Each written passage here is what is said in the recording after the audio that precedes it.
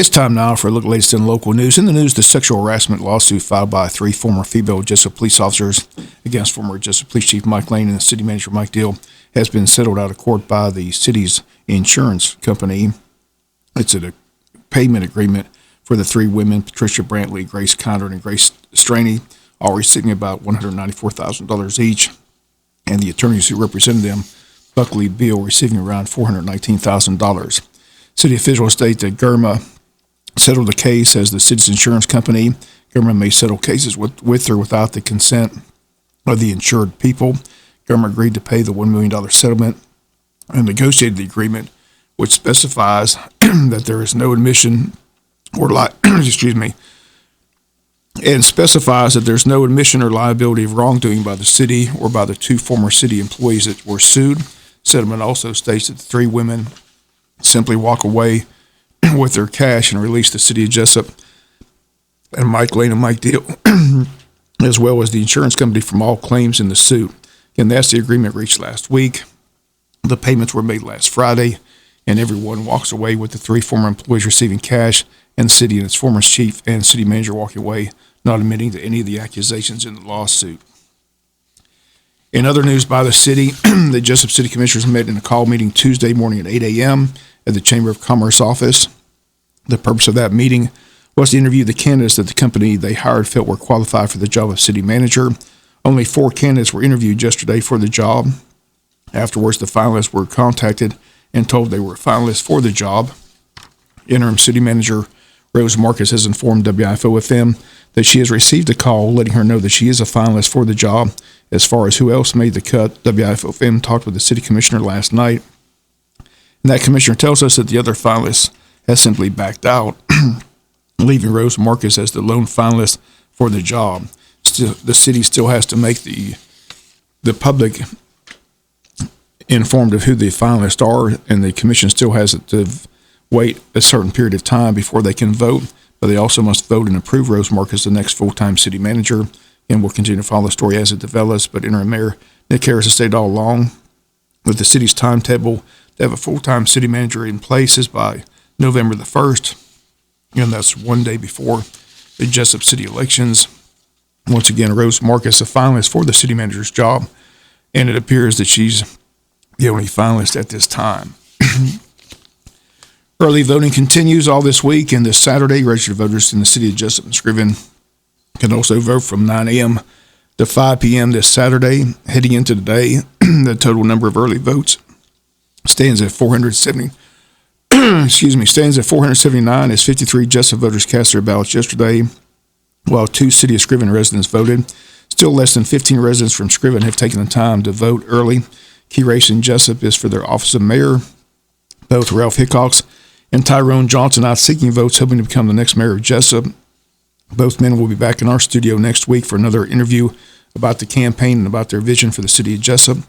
Tyrone Johnson joins us next Tuesday. Ralph Hickox will join us next Thursday. Again, all on the Butch and Bob Show. Election Day, Tuesday, November the 2nd. Other contested races in Jesup. District 2, incumbent Dawn Darden and Pamela Schumann. District 3, Tim Cockfield and Stephanie Williams. And in District 6, incumbent Bill Harvey and Heather Altman. In Scriven, there are 2 contested seats. Seat 1, incumbent Brandon Harris and Adam Pruitt. Seat 5, incumbent Lonnie Murphy and Tony Brinkley. Early voting today from 8 a.m. to 5 p.m. Early voting again goes up and through Friday, October 29th. The total again, 479 heading into today. In election day set for Tuesday, November the 2nd.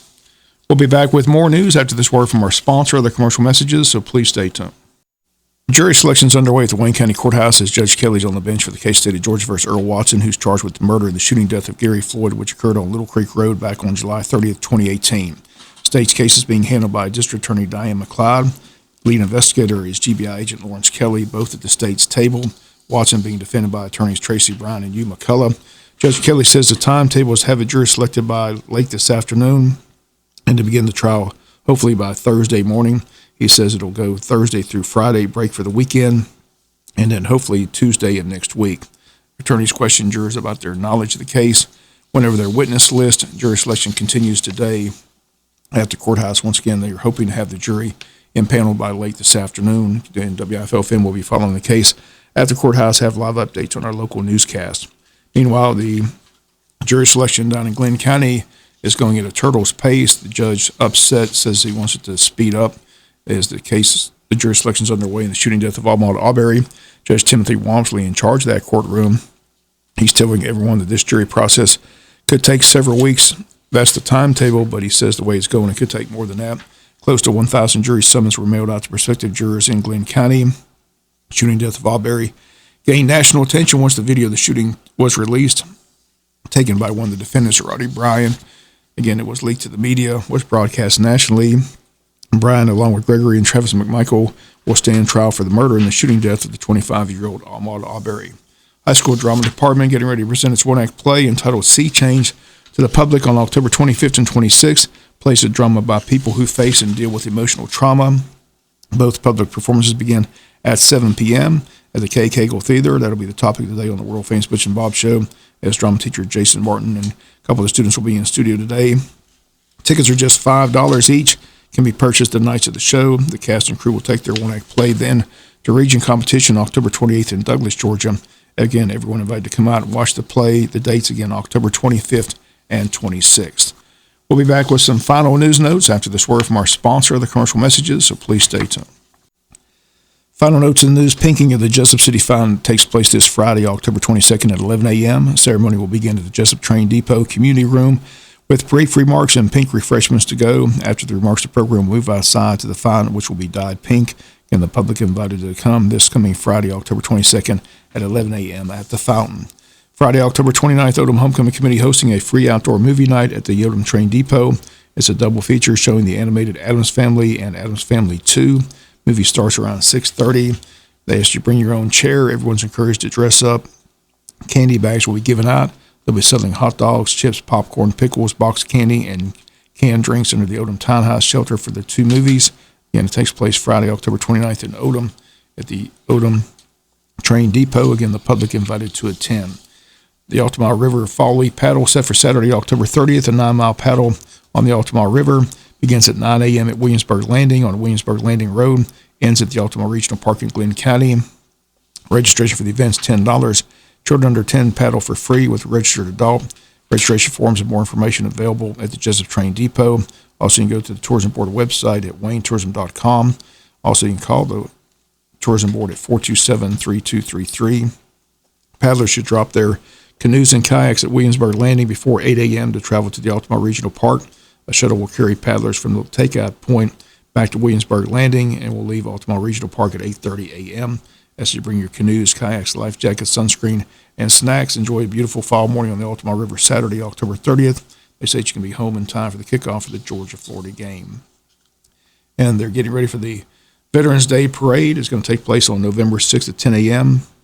The lineup will be on Southwest Broad Street at West Cherry Street at 9 a.m.